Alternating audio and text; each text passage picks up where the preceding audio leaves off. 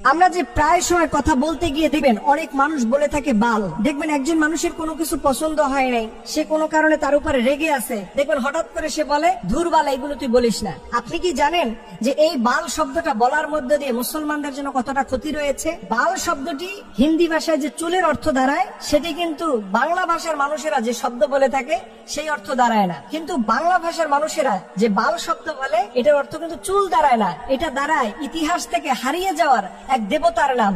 যেই দেবতা সম্পর্কে আল্লাহ পাক আমাদেরকে সতর্ক করে বলেছেন 37 নম্বর সূরার 125 নম্বর আয়াতে যে তোমরা বাল দেবতার অনুসরণ করো না। আল্লাহ পাক বলছেন আতাদউনা বালাউ ওয়া তাযারুনা আহসানাল খালিকিন। আল্লাহ বলছে তোমরা কি বালকে ডাকবা এবং সর্বশ্রেষ্ঠ স্রষ্টাকে তোমরা কি ভুলে যাবা, পরিত্যাগ করবা? এই বাল শব্দটা আল্লাহ পাক কোরআনের মধ্যে বলেছেন। এই বাল শব্দটা সেমিটিক শব্দ, যার অর্থ দাঁড়ায় দেবতা বা স্রষ্টা, বা আমরা যে আল্লাহ বলে সম্বোধন করি ঠিক একই রকম অর্থ দাঁড়ায়। এটা আসলো কোথা থেকে? আপনাদের মনে প্রশ্ন থাকতে পারে, হুজুর এটা আসলো কোথা থেকে? এটা আসছে মুসা আলাইহিস সালাম যখন আল্লাহর নির্দেশে 40 দিনের একটা ধ্যান করার জন্য তুর পাহাড়ে গেলেন, তখন ওনার যে অনুসারীরা ছিল তাদেরকে বলছে তোমরা যতটুকু আল্লাহর পক্ষ থেকে নিয়ম পেয়েছো এটাই মানবা। কিন্তু তার মধ্যে একজন ছিল সামিরি নামের। এই সামিরি কি করলো, হঠাৎ কিছুদিন যাওয়ার পরে সে একটা গরুর মূর্তি করলো এবং এই গরুর পূজা শুরু করলো। দেখবেন এই সামিরির যে তৈরি করা যে গরুটা ছিল, সেই গরুর যে শিং ছিল, শিংয়ের মাঝখানে দেখবেন সূর্য দেখা যায়। ঠিক এই বাল দেবতাটাও এই একই রকম, এবং মিশরীয় সভ্যতায় অনেক মূর্তির মাথার ভিতরে দেখবেন দুই পাশে দুইটা শিং থাকে এবং মাঝখানে সূর্য থাকে।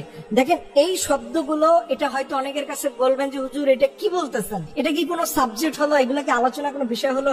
দেখেন এই সামিরির মাধ্যমে সেই সময়ের মুসা আলাইহিস সালামের মানুষেরা তারা সবাই আল্লাহর পানিশমেন্ট পাবেন। আল্লাহর সামনে সবাইকে অপরাধী হতে হবে শুধুমাত্র ওই গরুর পূজা করার কারণে, শিরিক করার কারণে, শুধুমাত্র এই বাল দেবতাকে অনুসরণ করার কারণে। অথচ আমরা খুব সহজেই এইগুলো বলতেছি, আমরা জানিও না কোন শব্দটা বললে ইসলামের দৃষ্টিকোণে রাইট আছে, কোন শব্দটা বললে ইসলামের দৃষ্টিকোণে রং আছে, এটা আমরা অনেকেই জানি না। কিন্তু আফসোসের বিষয় প্রিয় ভাইয়েরা, আমরা আমাদের লাইফে, আমাদের জীবনে যতদিন পর্যন্ত থাকি না কেন, সবার আগে ভাগে আমাদের ইসলামকে অনুসরণ করতে হবে। ইসলামকে বাদ দিয়ে পৃথিবীর কোন তন্ত্র মন্ত্র বিশ্বাস করা যাবে না। আজকের যে সাবজেক্ট আপনারা শুনলেন, হয়তো অনেকেই আপনাদের মাথার উপর থেকে যেতে পারে, হয়তো জীবনে প্রথমও শুনতে পারেন, কিন্তু আপনি ইন্টারনেটের মধ্যে সার্চ করেন, এই বাল দেবতা সম্পর্কে আরো খুঁজেন, কোরআনের 37 নম্বর সূরার 125 নম্বর আয়াতটা আপনি দেখেন, আপনার কপাল খুলে যাবে।